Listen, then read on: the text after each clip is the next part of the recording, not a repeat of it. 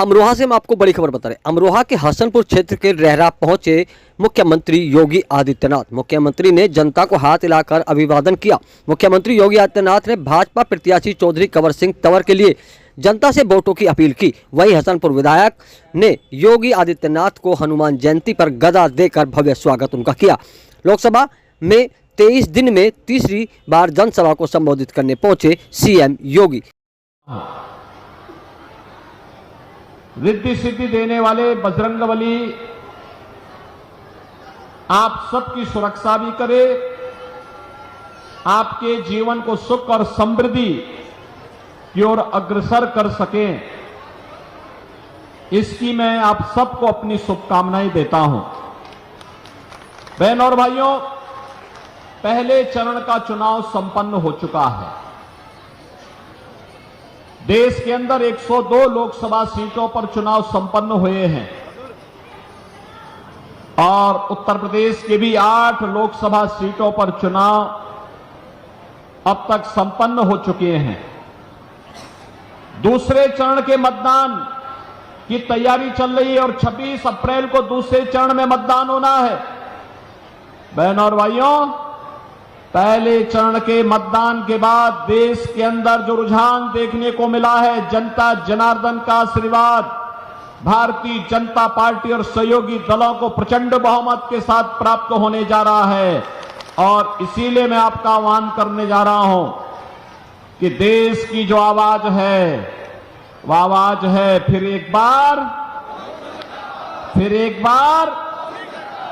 एक बार मोदी सरकार का। क्योंकि प्रधानमंत्री मोदी जी ने देश के अंदर 10 वर्ष में देश की तस्वीर और तकदीर को बदलने का काम किया है। देश के अंदर सुरक्षा का बेहतर माहौल दिया है। देश के अंदर विकास के बड़े बड़े कार्य किए हैं। गरीब कल्याणकारी योजनाओं की एक लंबी श्रृंखला दी है। बहनों और भाइयों,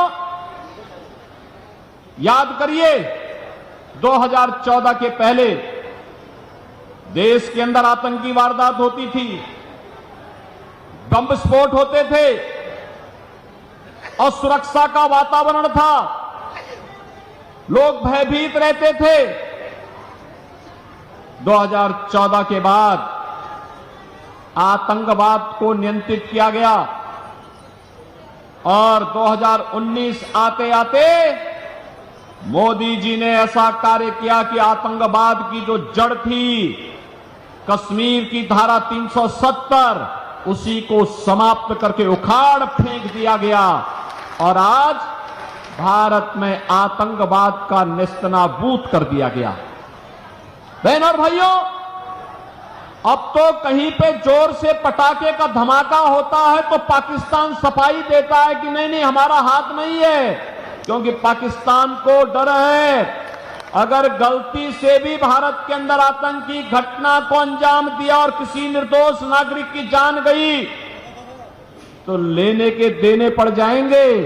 बहनों और भाइयों, बिनु भय होई न प्रीति, यही है आज देश का दुश्मन भी भारत की ताकत का एहसास कर रहा है। ये किसके कारण? ये किसके कारण? मोदी जी के कारण। कांग्रेस के कारण नहीं। कांग्रेस के समय में तो आतंकी वारदात होती थी, एक कानों में तेल डाल करके चुपचाप सो जाते थे, आंखों में चश्मा लगा करके ये लोग चुपचाप अनदेखी कर देते थे। किस हद तक कार्य हुए हैं आज ये अभिनंदनीय है।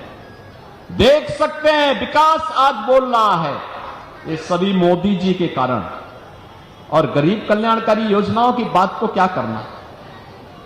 कांग्रेस ने 1970 में नारा दिया था गरीबी हटाओ का, गरीबी हटाओ। बहनों और भाइयों, गरीबी तो नहीं हटी। हां, एक परिवार को देश के संसाधनों को लूटने की पूरी छूट मिल गई थी, पूरी छूट मिल गई थी। चाहे वह परिवार दिल्ली में रहा हो, चाहे वह परिवार सफाई का रहा हो, ये लूटते थे, अराजकता फैलाते थे। और डॉक्टर मनमोहन सिंह जी ने तो जब प्रधानमंत्री थे उस समय उन्होंने क्या कहा था? उन्होंने कहा था कि देश के संसाधनों पर पहला अधिकार मुसलमानों का है, तो हमारा दलित कहां जाएगा, पिछड़ा कहां जाएगा, एक खड़गवंशी कहां जाएगा, पाल कहां जाएगा, सैनिक कहां जाएगा, गरीब कहां जाएगा, किसान कहां जाएगा, माताएं और बहनें कहां जाएंगी, नौजवान कहां जाएंगे? देश के अंदर कांग्रेस जाति के नाम पर, क्षेत्र के नाम पर, भाषा के नाम पर बांटती रही। गरीब भूखों मरता रहा, किसान आत्महत्या करता रहा, नौजवान पलायन करता रहा। और एक कांग्रेसी और उनके सहयोगी दलों को आज जो इंडी गठबंधन के रूप में आपके पास आए हैं, बहनों और भाइयों, ये देश के साथ गद्दारी किए हैं और फिर गद्दारी करने के लिए अपने झूठे घोषणा पत्र के साथ आपके पास आए हैं। आज कांग्रेस का जो घोषणा पत्र है उसको आप देखेंगे, क्या कहते हैं? कहते हैं हमारी अगर सरकार बनी तो हम सरिया कानून लागू कर देंगे। आप बताओ, ये देश बाबा साहब भीमराव अंबेडकर के द्वारा बनाए गए संविधान से चलेगा या किसी शरीयत से चलेगा? भारत संविधान से चलेगा। बाबा साहब भीमराव अंबेडकर के द्वारा बनाए गए संविधान से भारत चलेगा, न कि किसी शरीय कानून से। कांग्रेस के लोग अपने घोषणा पत्र में इस बात की चर्चा करते हैं कि हम व्यक्तिगत कानून को लागू करेंगे, यानी शरिया कानून लागू करेंगे, क्योंकि मोदी जी ने 3 तलाक की प्रथा को रोक दिया, पूरी तरह रोक लगा दी, उस पर लगाम लगा दी। और उसको कहते हैं कि हम फिर से व्यक्तिगत कानून पुनर्बहाल करेंगे। ये लोग शरिया कानून लागू करेंगे और कहते हैं कि हम लोग जनता की प्रॉपर्टी को हत्या करके, ले करके, उसके माध्यम से फिर उसका बंदर बांट करेंगे। अरे आपके बाप दादों ने कमा करके संपत्ति रखी है, देखो ना इन बेशरमों की हालत। एक तरफ आपकी संपत्ति पर इनकी कुदृष्टि है और दूसरी तरफ माफिया और अपराधियों को अपने गले का हार बना करके कैसे उनके नाम पर फतिया पड़ रहे हैं, आपने देखा होगा इनके हाल को। देखा है ना, देखा है ना। और मैं यहां की जनता को तो धन्यवाद दूंगा। मैं 2017 में जब आया था यहां, इसी महेंद्र खड़गवंशी के प्रचार में मैं आया था, यहीं पे सभा हुई थी 2017 में भी और 2022 में भी। और बहनों और भाइयों, तब 2017 में मैंने कहा था, कबीरदास जी ने एक बार कहा था कि अपने पुत्र के बारे में उन्होंने कहा था कि उससे छुटकारा पाना चाहते थे। उन्होंने कहा कैसा पूत का कमाल। और आपने भी कबीरदास जी के वचनों को अंगीकार करते हुए महेंद्र खड़गवंशी को यहां से विधायक बना करके भेजा, बना के भेजा ना 17 में, 22 में भी आया ना। और देखो उन्होंने यहां पर विकास के कार्यक्रमों को आगे बढ़ाया। विकास के कार्यक्रम, आश्रम पद्धति का विद्यालय हो, चीनी मिल के विस्तारीकरण का हो, और भी यहां के अन्य कार्यक्रमों को, विकास के कार्यक्रमों को लेकर के चल करके जो सपना कभी स्वर्गीय बाबू कल्याण सिंह जी का था, उस सपने को साकार करने के लिए महेंद्र खड़गवंशी चौधरी कंवर सिंह तंवर के साथ मिलकर के लगातार प्रयास करते रहे। बहनों और भाइयों, हाईवे कैसे बनने चाहिए, अमरोहा से ज्यादा कौन जान सकता है। अमरोहा से दिल्ली की दूरी है मात्र 165 किलोमीटर और 14 के पहले 165 किलोमीटर की दूरी को तय करने में लगते थे 5 घंटे। मोदी जी के नेतृत्व में जब सरकार आई, आज यही दूरी मात्र 2 घंटे में तय होती है, मात्र 2 घंटे में। कांग्रेस आपके समय की कीमत को नहीं समझती थी, कांग्रेस आपकी सुविधा को नहीं समझती थी।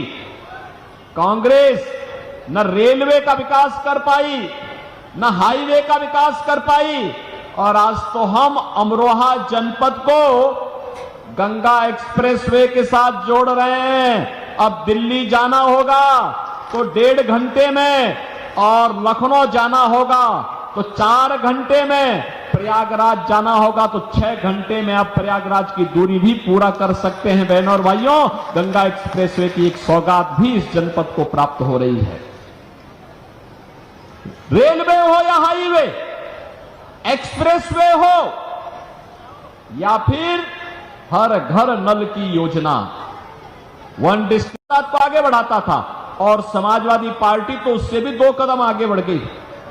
इतनी बेशर्मी की इन्होंने, इतनी बेशर्मी की कि जिन लोगों ने अयोध्या में राम जन्मभूमि पर हमला किया था, जिन लोगों ने काशी में संकट मोचन मंदिर पर हमला किया था, उन आतंकवादियों के मुकदमों को समाजवादी पार्टी ने वापस लेने का दुस्साहस किया था। तो हम धन्यवाद देना चाहेंगे न्यायपालिका को कि इन्होंने समाजवादी पार्टी की इस मंशा को पूरा नहीं होने दिया, और उस समय कोर्ट ने तीखी टिप्पणी की थी समाजवादी पार्टी पर, समाजवादी पार्टी की सरकार पर। कहा था आज आतंकवादियों के मुकदमे वापस ले रहे हो, और कल बड़ी बेशर्मी के साथ इन्हें पद्म पुरस्कार से नवाज करके देश की जनता की सुरक्षा के साथ खिलवाड़ करोगे, ये नहीं होने देगी न्यायपालिका। बहनों और भाइयों,